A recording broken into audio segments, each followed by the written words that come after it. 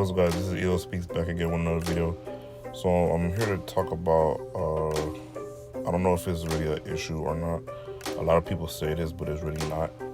I was watching a video from RB the Breakthrough. He good content creator. I think you should subscribe to his channel. But I was watching his content the other day, and he was talking about did super teams ruin the NBA? And in my personal opinion, yes and no.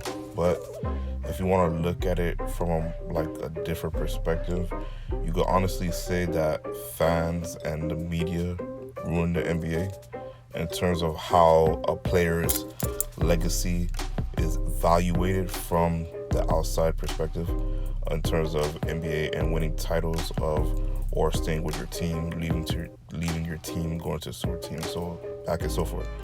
As regards to that, yes, the super teams, the modern day super teams, I would say from 2010 and onward, yeah, the super teams has ruined the league, but at the same time, the sports media pundits and the fans have also ruined the league as well. There's a lot of toxic fans in the media, especially LeBron James fan base. They're one of the most toxic fan base that I've ever ran across, but that's a video for another day. But in terms of how like players are viewed from, I guess, the younger generation, from I guess millennials and Z's, they look at a player and they see him like Devin Booker or Damian Lillard, and if they're trying to grind it out, play for that one team that they were drafted by, and if they so happen to not win a championship, I would say 10, 20 years later, they're gonna look at him like, oh, he's a bum. Oh, he's garbage. Oh, this player's better than him. Oh, he didn't win a championship, so his career's not valid. And they also disrespect former athletes from prior year, from the 90s, the 80s. They disrespect Dominique Wilkins. They disrespect Karl Malone. They disrespect Charles Barkley. While I can understand Charles Barkley won, but he still was a great player, Hall of Famer, MVP, took his team to the finals. Lost to Jordan. There's no shame in that. Like everybody lost to Jordan, so I can't really blame for that. If he probably was in another era, he probably would have won a chip. But that again, that's whole something else. But what I wanted to talk about is how athletes are, like, how they see how the media and fans view them when it comes to that type of situation. I've talked to multiple people and commented with them on certain like athletes, and the way they just trash athletes, saying they're trash, they're garbage, they're bench players, they're role players, they couldn't play black in this so era, they couldn't do this. And the same thing for how they talk to the athletes back in the old days. They'll say stuff like Jerry West couldn't play in this day and age, or Larry Bird was unathletic, he couldn't play in this day and age, or Jordan is like would have been DeMar DeRozan, like stupid stuff like Colin Cowherd said about that. I still can't believe he said that, but again, the people will be having like a lot of dumb, stupid takes about certain athletes, and then once the athletes decide to take their career in their own hand and decide to like take control of their destination and form a super team or go to another team, that's when everybody's all up in arms and say, oh, he's weak, softest move in NBA history. He doesn't want to compete. He doesn't want to play for championship. He doesn't want to grind it out with his team. He doesn't want to win. He wants the easy way out. He's a cupcake. He's soft. He's this, etc. Those are sports pundits like Stephen A. Smith, Shannon Sharp of the world, and all of them. They all denigrate a player for leaving his team, unless that's the player that they want. Like Stephen A. Smith, for example, he's the one who says Kevin Durant is soft for leaving leaving OKC and going to the Golden State Warriors. But years prior, he was the one that was saying that LeBron James basically owned Kevin Durant. LeBron James keeps beating Kevin Durant when it's obviously that LeBron James had the better team. Now, Kevin Durant took his career in his own hands, went to a better team, and was finally able to defeat LeBron James. The narrative started to change a little bit, and then that's when the whole back and forth. Now you have a whole bunch of LeBron James fanboys in the media that's saying what KD did was weak, He needed a super team to win. He couldn't do it on his own. But when they could coincidentally ignore that, LeBron James also needed a super team to win. So it's the same thing. And I don't begrudge KD for doing his decision for leaving.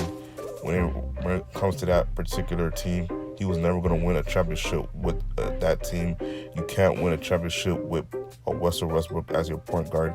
He's too low IQ. He's too sporadic. He takes bad shots. And he's just not a good decision maker as a point guard. He's a combo guard masquerading as a point guard. So again, that was always going to be a particular problem for him. But same thing with LeBron James. That Cavs team, he was never going to win a championship staying with the Cleveland Cavaliers. I don't begrudge him for leaving Cavaliers and going to Miami.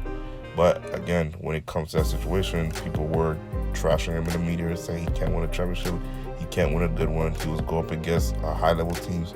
He took his career in his own path, and then he finally went to Miami. He got bludgeoned for it, burned his jersey, etc.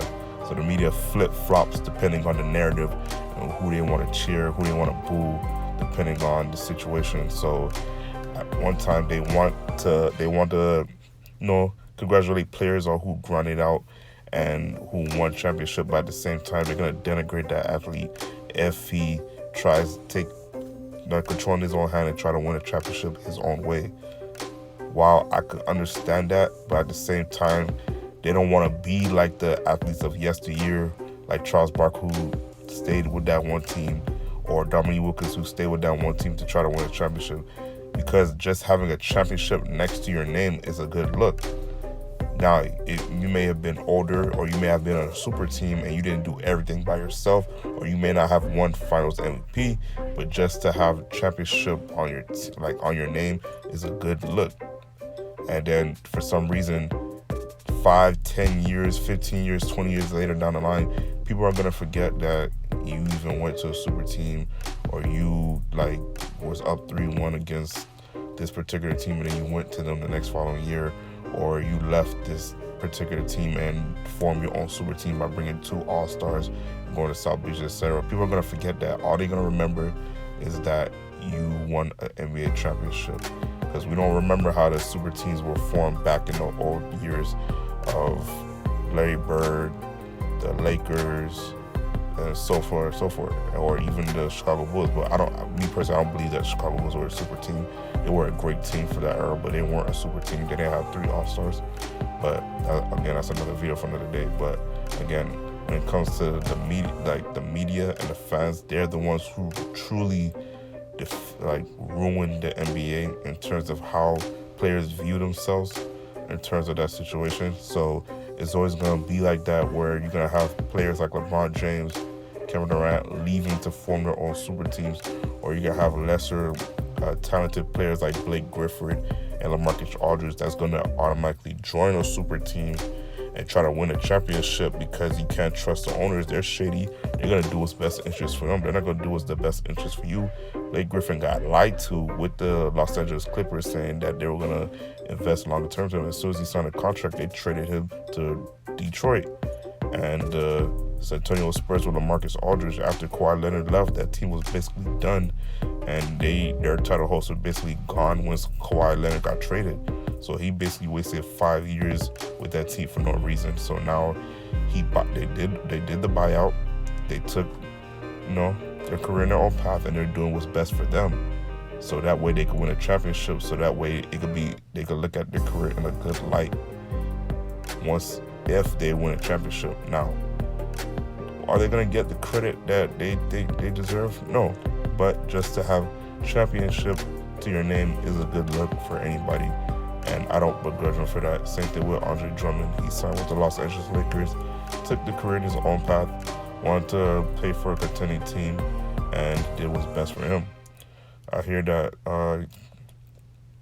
NBA execs are pissed off about this situation. They want to do something about the NBA buyout market. They see it's not fair.